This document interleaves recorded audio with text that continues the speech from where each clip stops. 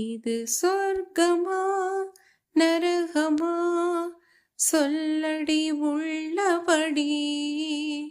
நான் வாழ்வதும் விடை கொண்டு போவதும் உன் வார்த்தையில் உள்ளதடி. என்ன வழியடி என்ன வழி, எந்தன் இதயத்தை தொலைத்து விட்டேன். எந்த இடம் அது தொலைந்த இடம், அந்த இடத்தையும் மறந்து விட்டேன்.